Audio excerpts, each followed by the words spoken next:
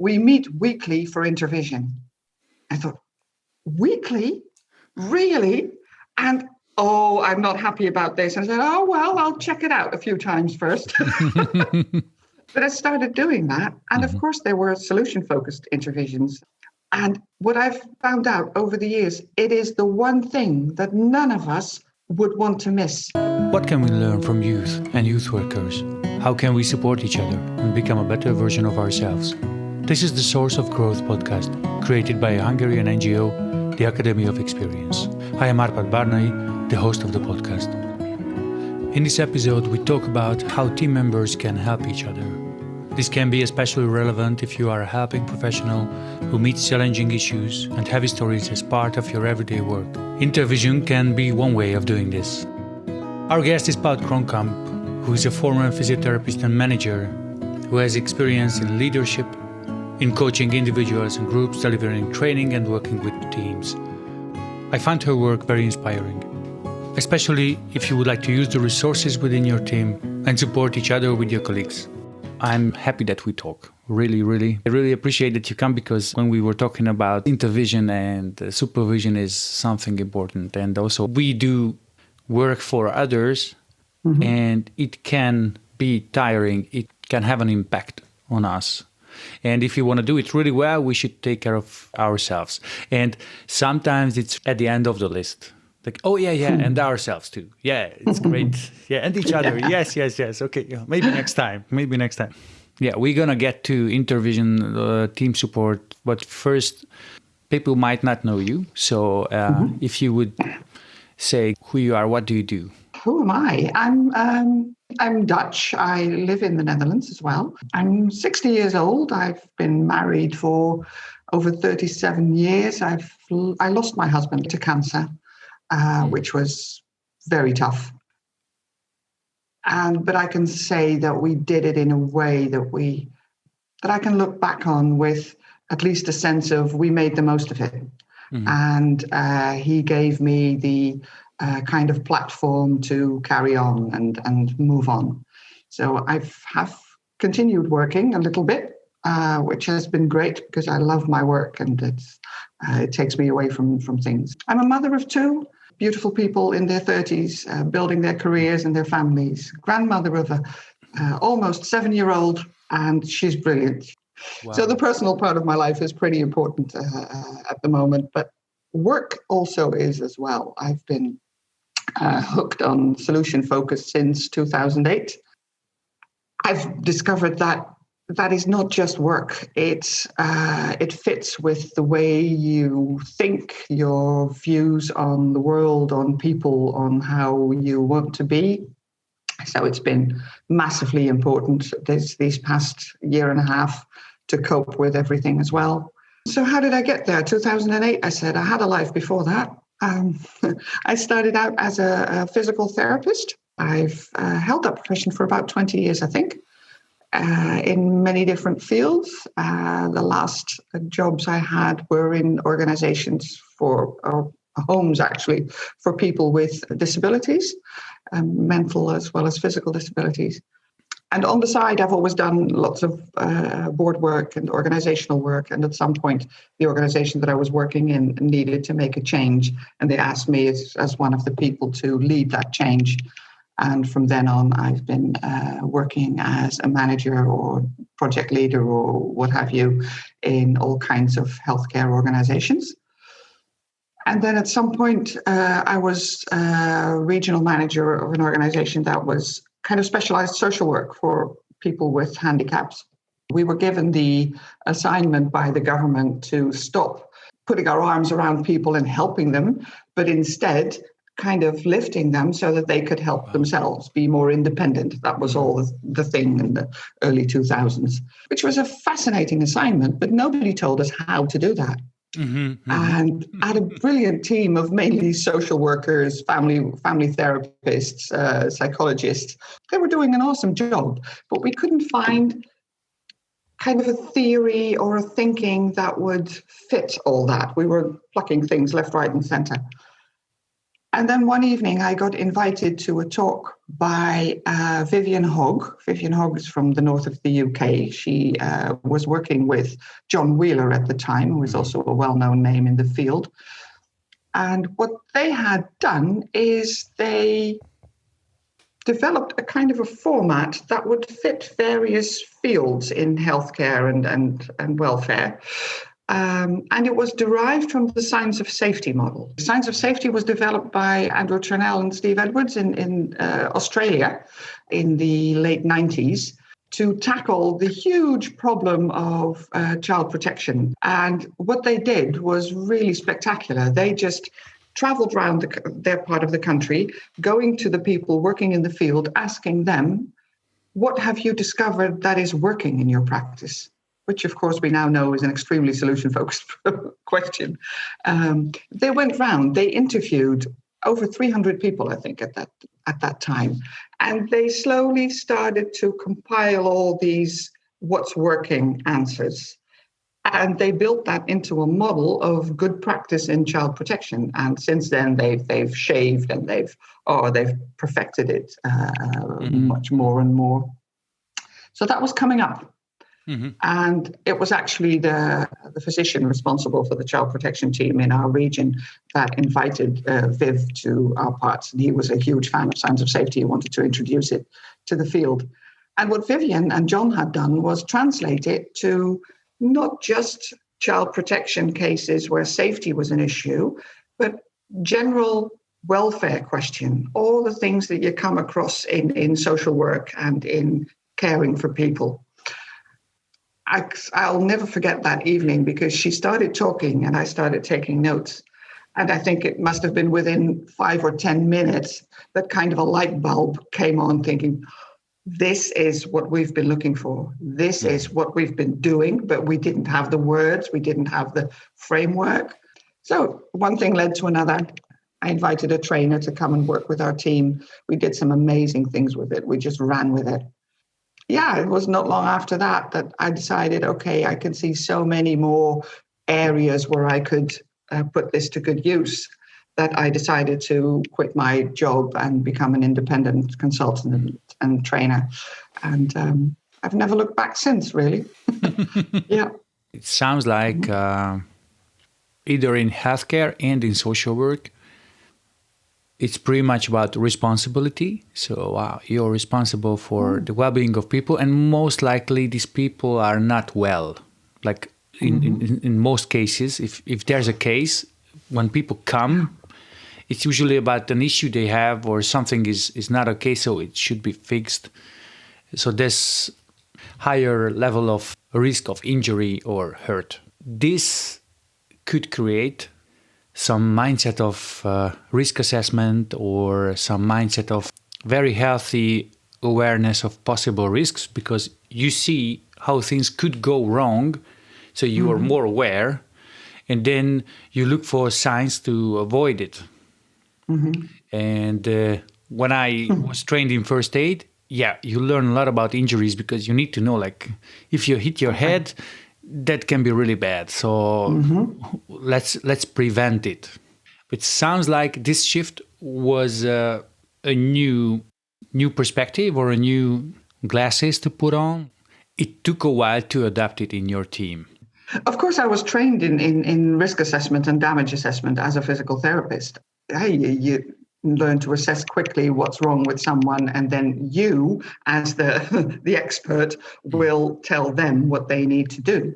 So I think that was one of the first discoveries that I already made in my first years practicing, that, okay, somebody could come in with a sprained ankle and I could assess it and I could tell them what to do and what needed to be done. And that was kind of the same for every sprained ankle, as it were. But from there on, my approach would start to shift, because the course that you would go with a patient would be very different from that 30-year-old football player who wanted to be back on his team as soon as with this elderly lady who was just very happy if she could eventually walk her dog around the block. So already there was a sense of it is, you need to make it to measure. You need to know what people's goals and dreams are with that injury. And then you make it to measure. But it was just something that we were not taught, which I think is a big omission. It should be in training of every healthcare and welfare professional, just to be aware of that, to be very aware of that and ask these questions of people. So, there is that, besides the risk assessment, which I think was a hugely important finding. Now, how did my team respond? Well, I was actually taken along to this talk by Vivian by a team member who said, "Oh, this could be interesting. Would you come along?" So there was already one that was there with me, and we both agreed, yes, this is amazing. So we introduced it, and the rest of my team said, yes, sounds good. If you're willing to spend money on getting a trainer in, yeah, we'll be there. The trainer said, ideally, I work with a group of 12 to maximum 14 people. And my team was, I think, 35 or something at that time. So I said, we only have this many places. Who of you really would want to come? So it was a voluntary thing. And so the people were there in that training who really wanted to be there, which I think is important to start with. I attended the training myself, which my team had never experienced, that a manager would be in the same training as them. And they said, why are you here? I said, well, if this appeals to you and you want to take it further, I need to get the means, to get the money, to find the time somewhere. So I'd better know what this is about so I can sell it. And they thought, yeah, okay, that makes sense. Good. Whereas for me personally, I had another incentive to be there. I just found it fascinating. And I already had the idea I could use this in my management role just as much as they can use it with the people they work with. So that was good. It was very natural. There was no pressure because I presented it as, hey, please come to this training and say if you like it or not. If you don't like it, fine. Then we know what not to do. And if you do, we'll see where it takes us. A very low key approach. Yeah, and then the most amazing thing happened because the people that were there said, well, our really big concern at this moment is our waiting list. We had a waiting period of about 3 to 4 months for people before we could actually take them on, which, they hated that. They felt so sorry about people calling and them not being able to help them. And Wim told us something about change before your first appointment. That change already happens before you actually see the person. And we caught on to that idea and thinking, how could we exploit that in doing something with the people who contact us, but we have no time for them? So they came up with the idea to form a small team that would answer the phone every day, and that they would take a little time, 15, 20, sometimes 30 minutes, to actually have a good first conversation on the phone with this person calling, and to ask them some solution-focused questions that we had just learned, and then say, okay, we're really sorry we full up now, but if it's okay with you, we will call you as soon as there's room, or definitely after 3 months, to tell you what the situation is. So that was the plan. We tried to set it up kind of scientifically, saying, okay, we'll stick to this. We won't do it any other way because we need to monitor what's happening. And it blew us away. Because what happened was that when they called the people again after 3 months, so many of them said, oh, that conversation I had with you was so helpful. It's helped me along, and my question is much smaller now. I found ways to tackle this. So in 6 months' time, our waiting time was brought back to about 4 to 6 weeks. Wow. Because of this practice. Well, from there on, nobody needed convincing that solution focus was important. Wow. Could you tell just a bit about this? Like, what do you know about this? Like, how did you do that? Like, what was crucial in those conversations? What's your learning? Oh, Mind you, that the people that had these conversations were not experienced at all. We had 3 days of training and 2 intervision sessions, and that was it. So they just used a few questions that they came across during that training. And one of the important ones was, how have you coped up till now? A change must have happened for them to pick up the phone and say, I need help now, which we all know is a crucial moment. But people have coped before in the build-up to that moment. So that was one of the key questions. How have you coped up till now? What have you done to keep going? And there were lots of oohs and ahs and how wonderful and a lot of encouragement. I think even at that time, they would ask something like, if we were to be really helpful, what difference would that make? And we asked that question to kind of pinpoint what we would need to do after this person actually became a client, so that we could have kind of an idea of the workload. That was the incentive behind the question. But of course, the effect was much different. The effect was that the person on the other end of the phone would start thinking, what is it actually that I'm hoping for?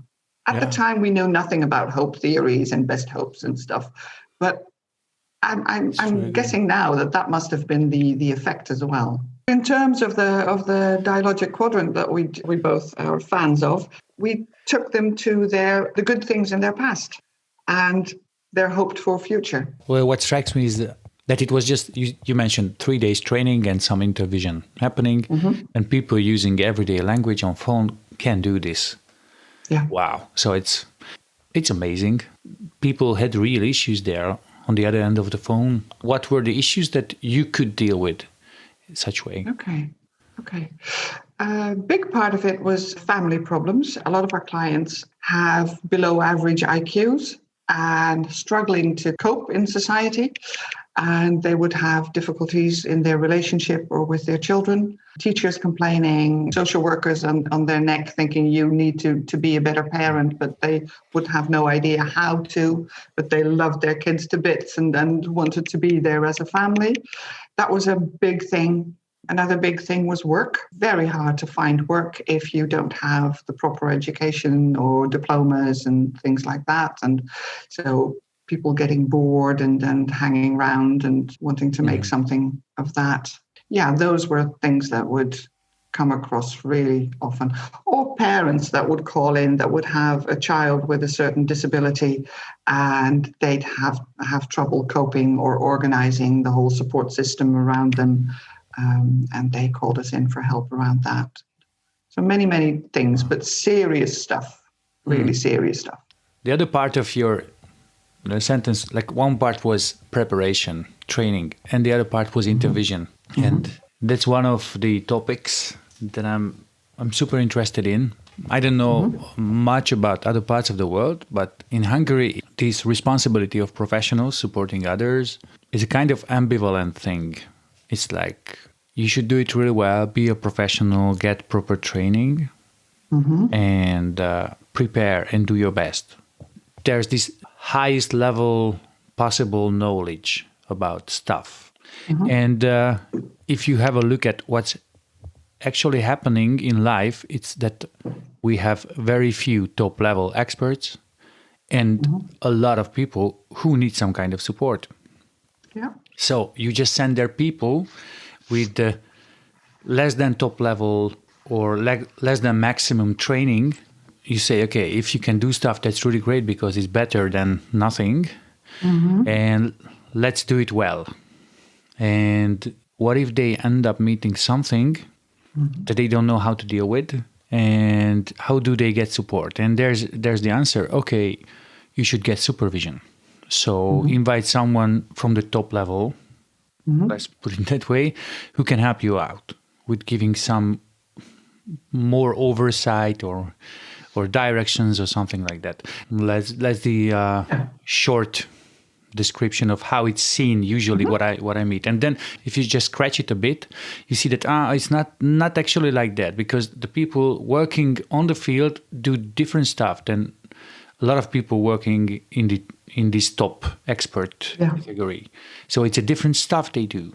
And then the other thing is that what they need sometimes is knowledge, sometimes is referring to some resources, and sometimes is different kind of support. And then also, if you scratch a bit more, you may find that these people are working with people. They are good with people, and they are learning constantly on the job. In my work experience, supervisors are kind of rare to come because it is expensive, it's hard to organize. The question that I usually met in the past, that I worked in a foster home, for example, for 5 years, and we met some really tough situations. And when can we meet anyone who gives us any direction or inspiration? Maybe some month somebody will be there, but what do we do until then? Yes. Now I know more about, like, there's casework, there's Intervision, and there's Supervision.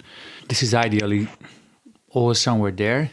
It's not a question actually I'm posing. I'm just inviting you to comment and share what's your experience regarding all what I just said, and so what do you see as good ways of supporting professionals on the field? Okay.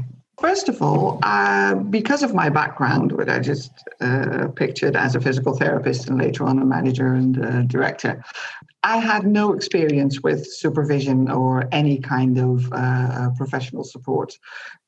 We were trained as to be those experts. And I've always felt that, okay, you get your degree and you're shoved out into the field and you're on your own.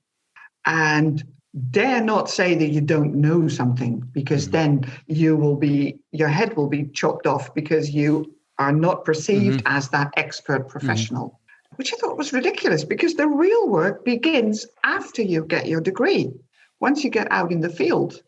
And then it turns out that all that knowledge is well and good, but it doesn't teach you anything how to deal with people, who tell you their life stories. Try being a physical therapist. It's the most intimate contact that you can have with a person, I always feel, because somebody is in pain, in distress, and they allow you to actually handle their body. It's really more intimate than that. Yeah, it's vulnerable a lot. Very vulnerable. So you need excellent people skills to be able to do that, which none of that is on the curriculum, or wasn't back then. I'm hoping it is there now, but never mind. And still, most of trained professionals go out there and do an amazing job. So they must know things. They must already have skills, have ways of doing that difficult job that they were not taught, that they get from their upbringing, from being with friends, from life experience, anything really, but it's there. And I'm learning more and more how powerful that is if you are able to extract that from people, to let them voice what it actually is they're doing in a group of like-minded professionals. Then there's a lot of recognition, lots of, oh yeah, I do that too. And where does that come from? And how does it work? And then you build confidence, which for me is the main ingredient of what we now call intervision, being with a group of like-minded people, talking about very difficult cases sometimes. But with the way we ask our questions as a facilitator, bringing it back down to, what has already worked? What have you discovered that despite this difficult situation has already worked? And generate the knowledge of the group. And maybe at the end, the others have some ideas what might work too. But you can only use those ideas once you're aware of what you're already doing well. Because that's the platform that you need to be able to get better. If you're unaware of what you're already doing that's working well, you can give people as much advice as you want. But where do you get the confidence to try it out? It could be really overwhelming. It's like I have a question and you open a door to a library and you say, read all this. What you just described is pretty much also about, there's formal education and a lot of non-formal and informal learning that we can make good use of. And this happens in Intervision, structured, facilitated work with like-minded professionals. Yeah. I started out saying that I was not familiar with these concepts. And when I was with this same team that we started using Solution Focus with a few years before that, came to me and said, we would like you to get somebody in to do Intervision with us. And I said, okay, tell me about it. I don't know what it is. And they said, well, all these tough cases, and it can be very helpful if there's somebody there that asks us questions and we can analyze it, and we get it. I said, well, if you think that's helpful, sure. So we brought somebody in. Then I was really surprised. And because I said stupid things like, oh, that sounds interesting. When are you meeting? Can I sit in? Oh, no. You are not supposed to sit in, they said. I said, oh, okay. No, it's very private and it gets very personal and it really needs to be with just colleagues. And okay, fine. And then I noticed that there were long sessions, 3 to 4 hours, and they would come out of them not always looking very happy. I would see red eyes sometimes. People going home really with a burden on their shoulder. I thought, how is this helping? But they kept convincing me that it was helping. So I didn't have a very good idea about Intervision. It's been around in social work in the Netherlands, and as I later learned, in a lot of German-speaking countries as well, like Germany and Austria and Switzerland. I was not impressed, I can tell you. Of course, I know now that were the more traditional Intervision models that are very problem-focused. It really is about analyzing what went wrong and what is it where you're lacking and what part of your education or training did you miss that you are not able to do this. But then, of course, I came across the start of solution-focused Intervision, and I thought, this is different. Here you come out of it feeling uplifted, feeling able to take a next step, totally different. Shortly after I became independent, joined his team. And they told me, you need to know one thing. You're free to do anything you like. We're all self-employed and we don't have many formal structures. But there is one thing that we are adamant on. We meet weekly for Intervision. I thought, weekly? Really? And, I'm not happy about this. And I said, I'll check it out a few times first. But I started doing that. And of course, there were solution-focused Intervisions that we experimented a lot, and we all brought in our questions. And what I've found out over the years, it is the one thing that none of us would want to miss week after week. And it's a morning that we can't earn any money. We're stuck to that same morning. But I tell my clients, no, Wednesday mornings are out. I can't come to you. I have Intervision with my team. Because we all need it. It is so important to get you through the rest of the week. And to know that if you come across something that you're struggling with, there is always Wednesday morning, and you can bring the question in, and you just know that you will come out of it with a few ideas and with more confidence. And it's amazingly important. Yeah, and wow, you mentioned some things.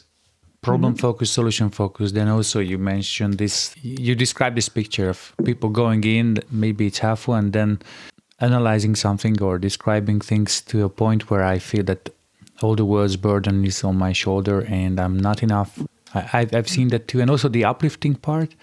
And what comes to my mind is the question or the idea that I meet sometimes that, solution-focused, so you don't want to talk about the problem. And what I hear from you is that, no, you did something different there. You said, I'm an expert in my stuff. I do my work, and I meet certain cases or questions that I would like to ask support with. And I meet my colleagues who are not supervisors, so are not outside or above our working context, and I invite them to help me in a way that's uplifting. And we talk about the important stuff. It's not avoiding maybe even heavy cases. And still you can come out in an uplifted state, and you can do this regularly. So tell me about that. How do you do that? What happens there? That could describe for people who haven't seen any of this. We do laugh a lot. So people walking by might think, what's happening there? And all the while it's serious stuff. The team that I'm part of are family workers, family therapists, and they are into some very, very heavy cases. So yeah, it's not the easy stuff that comes to the table. Whereas I work with teams and organizations, so I have very different questions. But what happens there? Well, first thing, what we always do is we start with what we call an opening question. And it comes from the idea, the name is escaping me now. Okay, somebody wrote 2 books, Time to Think. Nancy Klein, she came up with this, that if you ask a question in a meeting right at the start, that will help people think about success, about kind of uplifting things, that will have a positive effect on the length of the meeting, on the atmosphere, on the way people perceive the meeting. So it's brilliant organizational stuff. We've started to use that in Intervision as well. So somebody will always come up with an opening question, and it can be anything. I think the last one we did this week was, if you look back on your week, what made you laugh out loud? It can be work related. It can be a private thing. It doesn't matter, but it puts you in a certain frame of mind. Or it can be, what was the nicest compliment a client gave you these past few weeks? Wow. And then everybody starts thinking about, what a lovely conversation did I have? And what did I hear? There's actually a very interesting side effect to this practice. Once you start doing that every meeting, you already know that it will come. So building up to that Wednesday morning, you start thinking of, what might the opening question be? Or what opening question could I bring to the table? And what would I answer? Can you imagine what that does to your thinking? It has a really positive effect.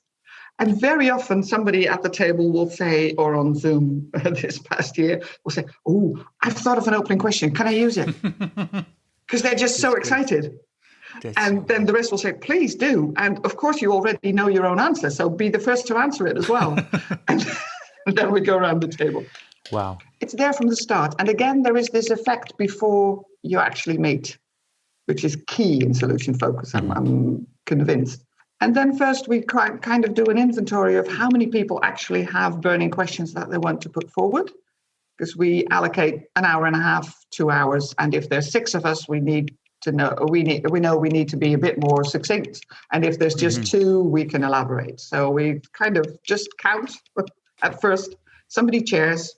We have different facilitators every week. Somebody who says, I'd like to do that today, to experiment with facilitating as well, which is wonderful. And then you start with the first person, and we do not literally invite them to tell about the problem, but if they need to, yes, please do. Talking about problems is not forbidden territory in solution focus. I totally agree with you there. But the first question could be something like, if this group could help you at all, what would that bring, or what difference would it make? And could you tell us a little bit about that? So just a short introduction, not too many details. We don't need to know too much about the content of the actual situation, because the issue is, what do you want out of this session? And the two need not be related. Sometimes they are, more often they're not. And then in the most clear form that we use, I think, is we do a round of questions, and the others will ask the person that brings it to the table a question. Things like, what have you already tried that was effective? Or tell me 5 things the client would say they appreciate about what you've done so far. All kinds of questions about past successes. And sometimes they're detailed about the case, because there's always, like you say, experts in the room that think, I do need to know this detail so that I can give proper advice at the end. But mostly they're questions about past successes or hopes for the future. Like this last Wednesday, there was somebody brought the question, okay, I've been in this complex family situation. I've been working there for a year now. I feel it's time we closed off this trajectory, but the family is not really ready. So how can I bring this subject to the table and organize kind of a last meeting evaluation, as it were, so that we can close off in a way that is satisfactory both for me and for the family, which is fascinating. And you could go two ways. You could want to know everything about this family and about the troubles that they've gone through, but that's not really the question that your colleague asked. Your colleague asked about how to close this. So we try to focus on that. And of course you hear about the problem. Yeah. I can imagine. And also it sounds like it's having a different intention while attending as a supporting colleague in Intervision. It's not that I just feed my curiosity and get to know things about stuff. Yeah. I'm looking for ways of interacting with this colleague of mine to be useful, to serve. Like a menu of questions and menu of angles or perspectives that she can use to have a look at the stuff that she knows most of anyway. So this is what you do as Intervision. Do you see any distinctions? Sometimes there's distinctions between, are we talking about case work or we're talking about the helper? So do you make any distinctions? And of course, that will depend on professional requirements in different countries and different fields. But we've learned over time to make the distinction between Intervision is really about you coping with your day-to-day work and finding new angles. But it also brings that you kind of learn about each other's way of working. So it's brilliant if you have a new team or a new assignment for the team to have regular intervisions so that you get to know the ways your colleagues work. And you also get an insight in, Appy is very good at this. If I have a question about that, next time I'll approach him directly, because that comes from the advice that you hear. So it also has an element of forming a team, of building a knowledge base, building collaboration, finding each other very quickly and trusting each other, because you hear about all the successes that people have had. And even their struggles are very important to learn about because you know that they're on a learning curve. So it builds trust. In this team that I have had weekly supervisions with now for 11 years, I know exactly who to go to for what. And there's lots of interaction outside of the intervision because people know, there's this thing, I need to give Paut a ring and ask her that, or somebody else. So there's the team building as well. But there is always another side to professional work in social work or in healthcare and whatever, and that is to maintain professional standards. For that, you need an extra structure, I think. What we do in our team is that everyone has, for every case they have, has kind of a supervisory colleague that will that you meet with every, say, 4 to 6 weeks, and they will ask you questions about the case in detail and what you've done and have you followed all the professional guidelines and does it fit with our opinions on what good practice is. So there is that as well, but that is one-on-one and it's related to the case itself. Yeah. And it's done by a peer, a colleague? We do it with peers, but they have extra training or they're extra experienced in that field and they have skills in that. And I know that in various professions, that's done in a different way. But there's also organizations that will have group case consultations, which can be very helpful as well, where somebody presents their case in detail. And again, that has the added aspect of, are we following the right guidelines here? Are the processes that we have agreed on in this organization, are they still helpful? Do they need amending? It's also part of, I feel, your quality management system that you regularly assess, okay, we're following these guidelines, but are they actually the right ones for the work that we're doing now? Or do we need to change stuff? Do we all know what to do? Oh, yeah. So they have a different purpose. You reminded me of cases when I was working with youth. I can start with some dilemmas or questions about how to facilitate groups or how to work with youth. And it's more the Intervision region or more concerning my role and my questions that we can deal with. And After a while, I can end up meeting some tough questions that were not considered as part of my job description.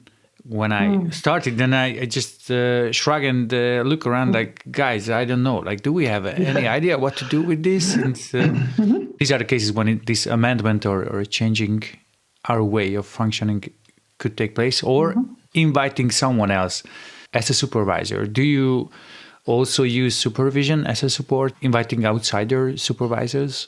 Not in this team, because we're very happy with the expert people that we have in-house.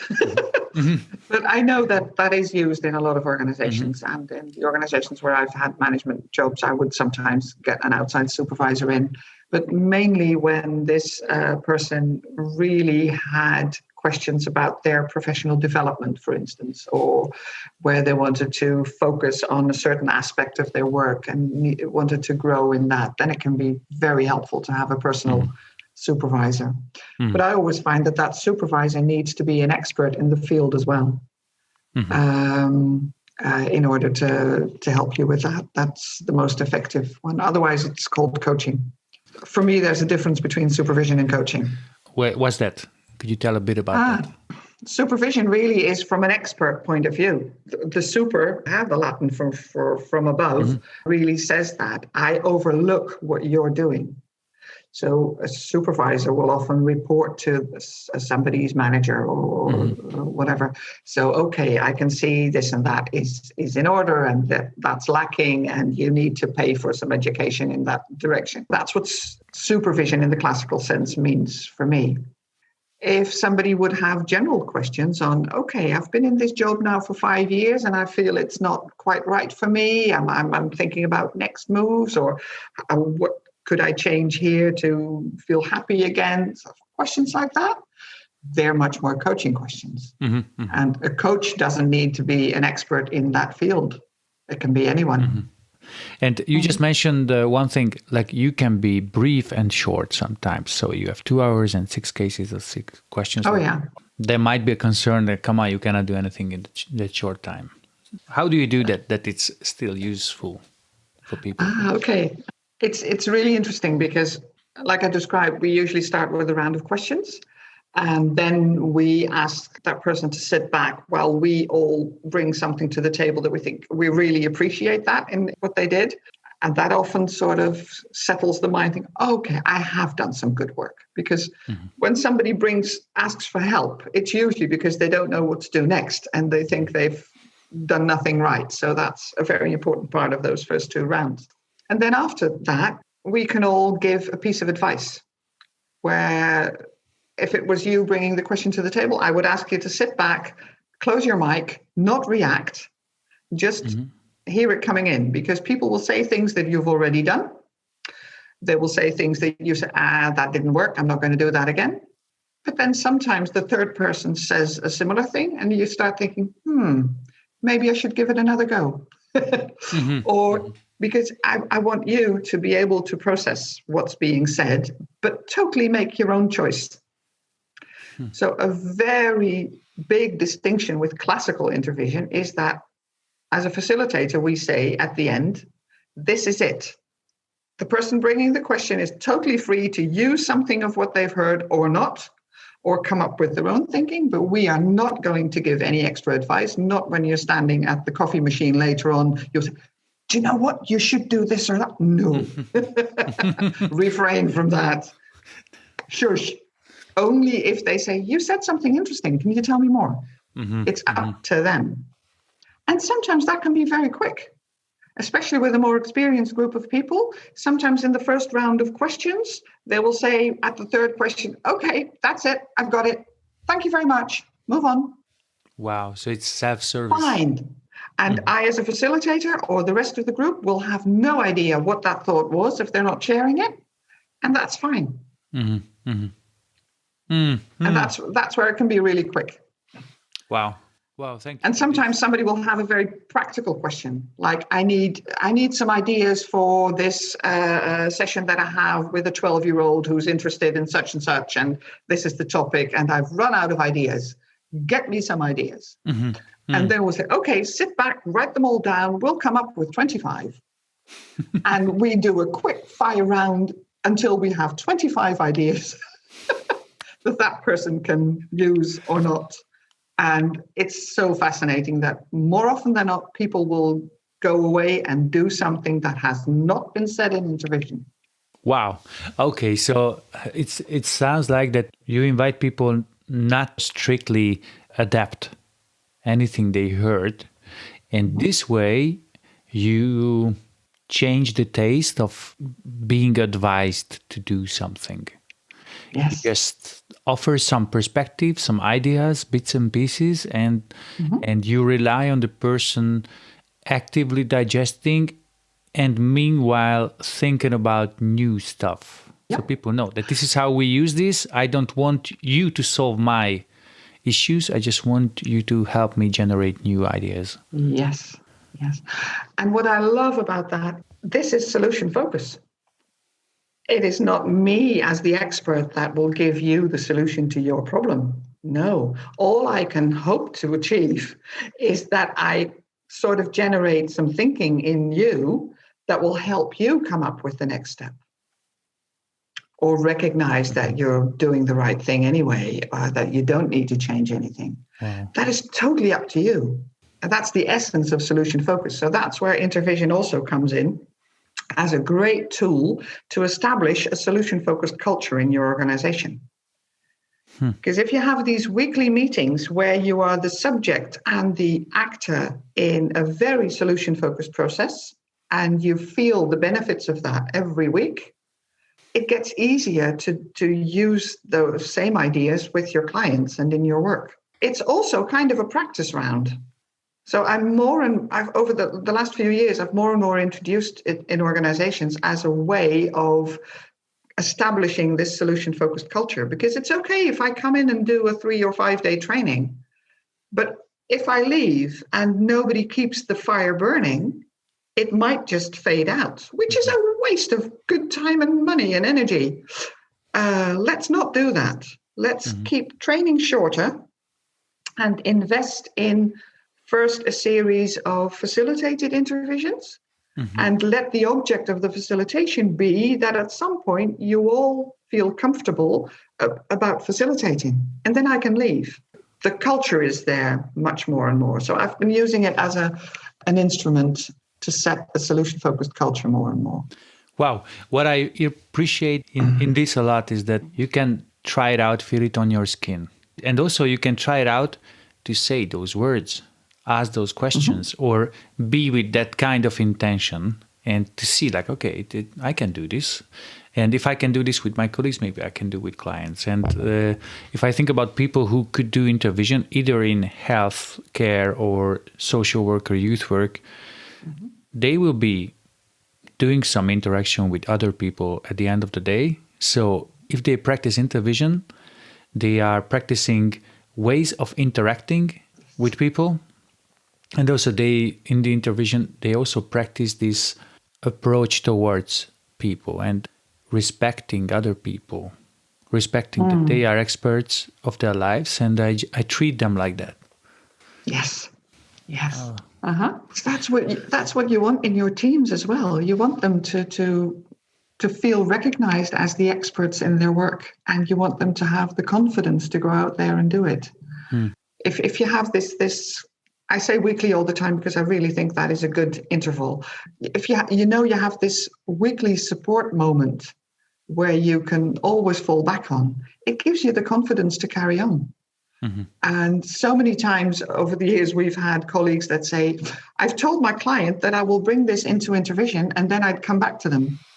Sometimes we've had even clients come in with them thinking, we're struggling with this. And we as a team, the client and the worker, we don't know how to move on. Can you help us? And then we would have intervision sessions with the client there, which is amazing. It's brilliant. Wow, I'm blown away. I heard two things. It's really supportive and reassuring. Could be for a client that I don't say that I'm the only hero, the lonely, I don't know, rider here, and I'm going to solve your case. But hey, we are a group of people. We're a team, and we're doing our best. So there's more resources available. And the other thing, which is even more amazing that the way these Intervision sessions are led is so transparent and respectful that you can have a client there talking about the client's issue. Wow. Yeah. I just heard this from a Hungarian practitioner, Monika Günther, that, and I think it's really good advice that if we talk about anyone else, any client or any colleague who is not there, let's do it in a way that we were okay with that kind of language and phrasing if the client was listening. Oh, yes. I think I heard that in one of my first trainings with Andrew Turnell in the Science of Safety department. He kept stressing that point. You should have a culture in your organization where the client that you are discussing could walk in at any minute and be happy with what they're hearing. And for me, that is key. So I agree with Monica. That is key to a solution-focused culture in your organization. And if you can establish that not only for clients, but just as much for your team members, what difference would that make within your organization? So many organizations that I come into are, you meet people that are fearful of expressing themselves or are worried about what their colleagues might think or their team leaders might think. No, you want a culture where you know that they will always talk about good things that you've done. That's why I'm sticking to this round of compliments that we used to call it in Intervision, where compliments are going a little bit out of fashion in solution focus, but in Intervision, I'm sticking to it because it is so important to hear your colleagues say what they appreciate about what you've done in this situation. That is such confidence building, and it makes you feel seen, heard, and appreciated. That's what everybody needs to feel in order to function in any kind of setting. And in organizations, we need to work on that. We need to make sure that we see each other, we hear each other, and that the other person knows that we appreciate them. So this round of appreciation is key in any team stage, whether you're in the forming, the norming, or the storming stage, I don't care. Just make sure that you voice how you appreciate one another. I assume that most of seeing, hearing, appreciating each other happens in a not really facilitated way. So it's not a structured thing, it just happens usually. And it's great to have that culture or those habits. In some families, it could be that that is not part of the tradition that much as it should be, maybe. So do you know about anything that resembles the application of this, what you just described, into non-work setting or family? I so agree with you that this is a human need, and therefore absolutely not restricted to the workplace. And it's interesting that you start noticing when it's not there, and just as much as when it is there. And a totally different example. As somebody asked me the other day to help them translate their CV into English, and sure, I'll give it a go and do that. And I noticed when we discussed my translation and my comments that yes, there was appreciation, but what I missed is that I did not hear anything. Oh, I like how you translated this, or the going into details, as it were. And I realized that is what we do when we actively seek to do this, is that we go into details. We highlight a little something of what struck us or what interested us, instead of giving general appreciation, which is nice. I mean, it's important. We should never stop doing that. But it gets such an extra layer if you get into a little detail. And another thing that I remember about that, when our children were very little, I once went to this talk about being creative with kids because I didn't consider myself a very creative person. But, that's something a mum should be able to do. So I went to this talk and she was lovely. And she gave me the one tip that I have since so many times given to young parents, that when your child comes home from school with drawing number 37 of that, and you really don't know what to say, why not zoom into the picture and say, "Ooh, I like what you did with the color of that leaf. What made you think to paint it red or purple or whatever? And that always gives you as a parent a way out. But in the meantime, it makes your child feel really seen, heard, and appreciated, and gives them a chance to talk about, yeah, I thought that leaf should be red because, and then you have a whole conversation. It sounds like something like an internal step, or not a step, like internal action at the same time to stop and have a look.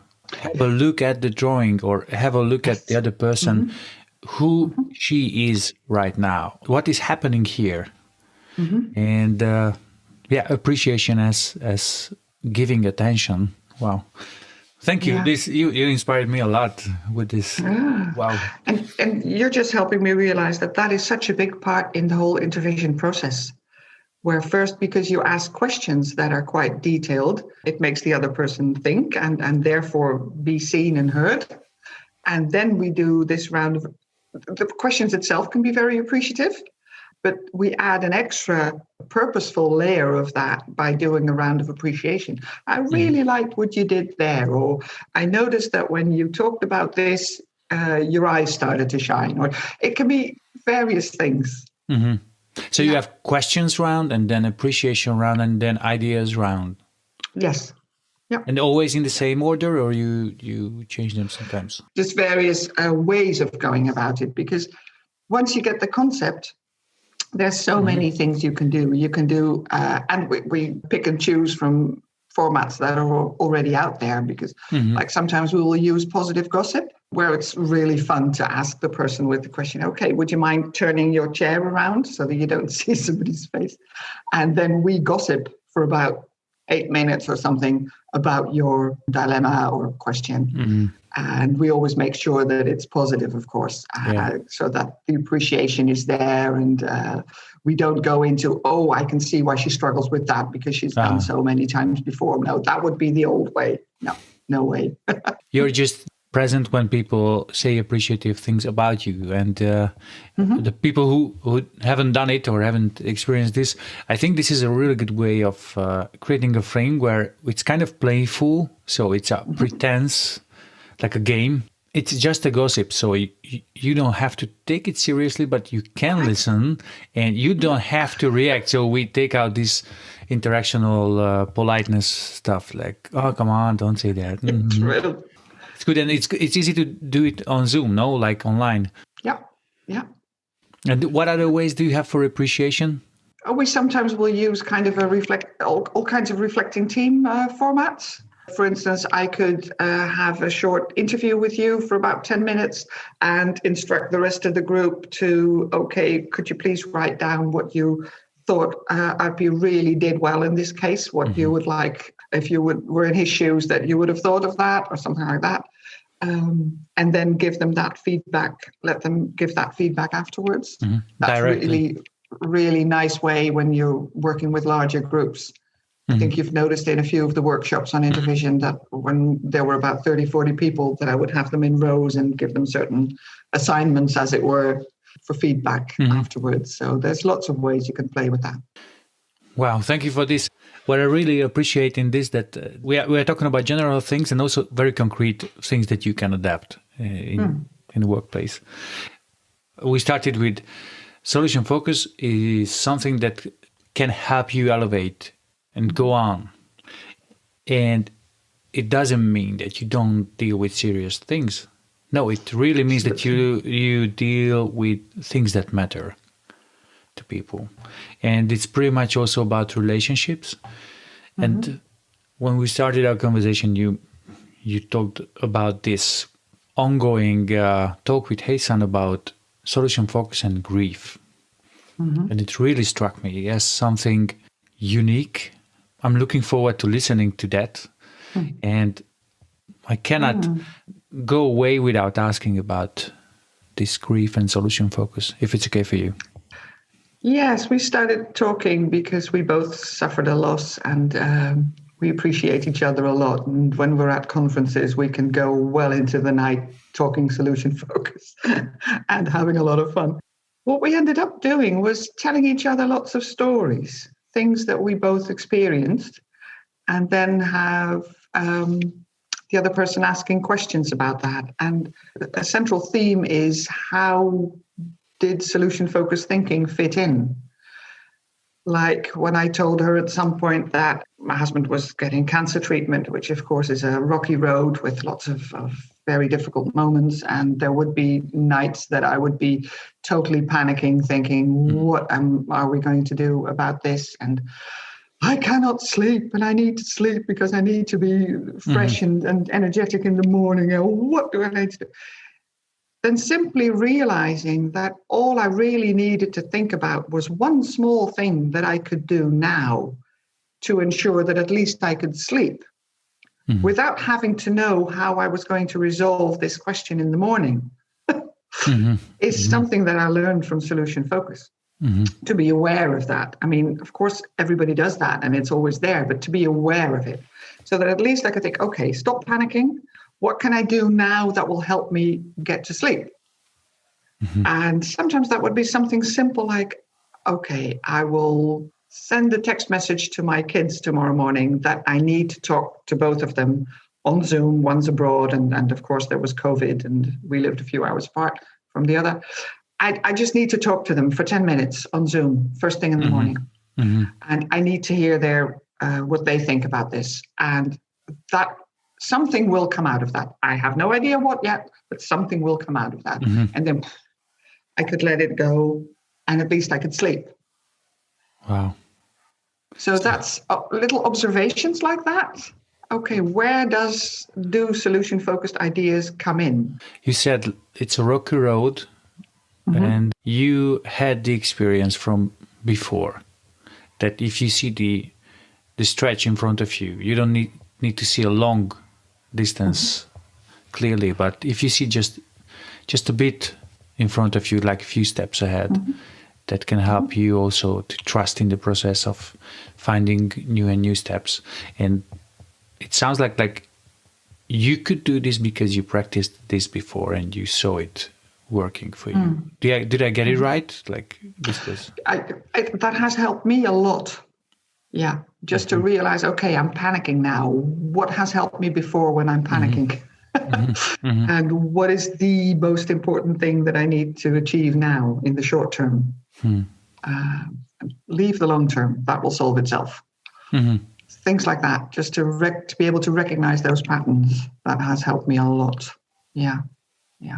And there's another part of whole topic that I find it's really crucial if we were talk about solution focus. If I listen to Chris Iveson, there's this YouTube video about him talking about solution focus, and he says like terrible word, solution focus. Terrible, I hate it. But anyways, it's the name. And yeah, I get where he comes from, because it really invites this notion of solving stuff. So we are after solving issues and finding answers, and then silencing doubts or silencing questions or whatever. What I discovered that no, it's more about describing preferred ways of being or life, and also appreciating what's already in place, or what change already takes place. And we really want to put some highlight or spotlight on them. And this is especially interesting if we talk about loss. So how did solution focus help you in your loss or after losing someone you love? Another really big headlight from solution focus that struck me in this whole period is the ability to distinguish between what you cannot solve, what is just circumstance, something you have to deal with, and where your tiny little circle of influence lies. And to be able to distinguish between the two, that has helped a lot. Even now, I cannot cope with him, or I cannot solve him no longer being here. But what I can do is think of, okay, what will I see myself doing during the day, or how will I notice that this is a relatively good day? And I can think of these things first thing when I wake up in the morning. And I just know from experience that what will then happen is that during the day, every now and again, maybe just once or twice, it will click in and think, oh yeah, I am sitting outside enjoying the sun now. And I thought this morning that would be a sign that this is a good day. So it's tiny little things like that that on the whole make a huge difference.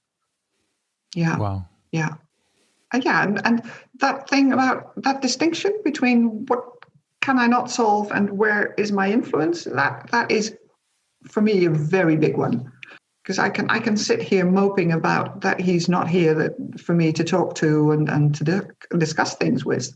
But I can also look at, okay, how do I feel his presence? How can I think about what he might say, or situations that we've had like this in the past? We've had a huge past together, so there's many examples.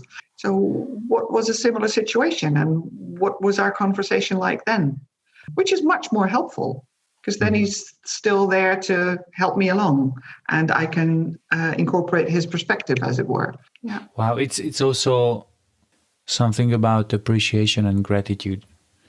Like I guess, when I yes. hear you, like about the person who's not here but was here, and also the contribution to your life or the person's life who lives on, and it's a bit using the perspective of important others, like okay, yes, like very much so.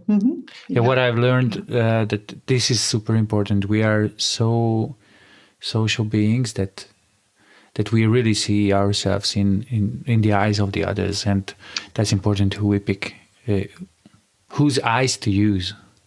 Yeah, they are our mirrors. Yeah.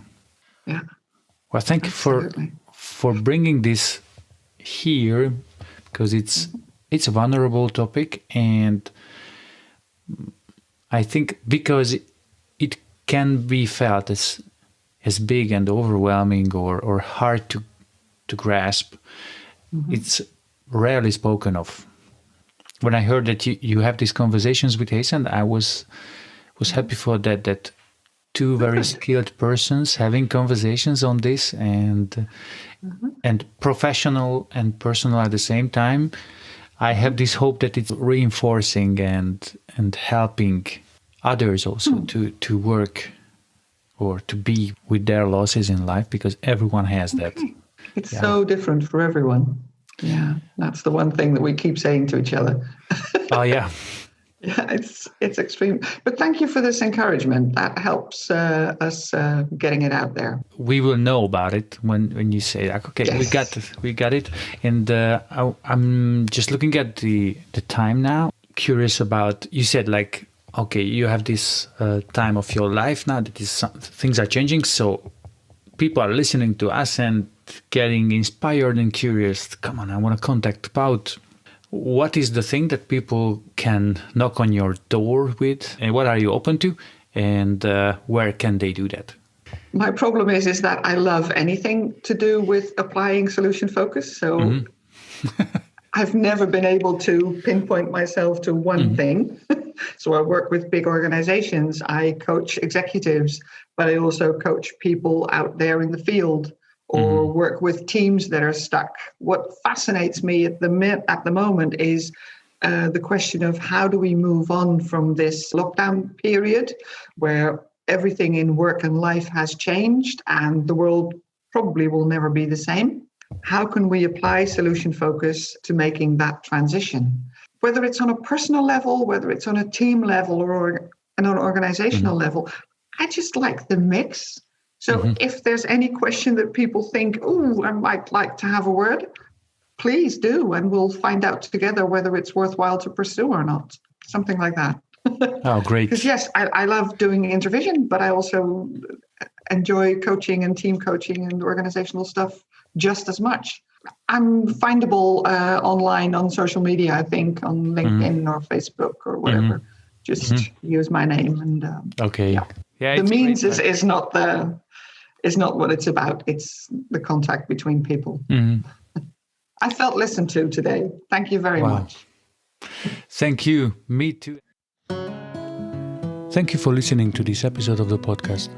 If you found our work useful and inspiring, you can follow us by clicking on the links in the description. If you would like to support us, you can also do that by giving us feedback, recommending our work to others, or sending donations. As an NGO, we are grateful for any type of support. Take care, live well. We hope to see you again.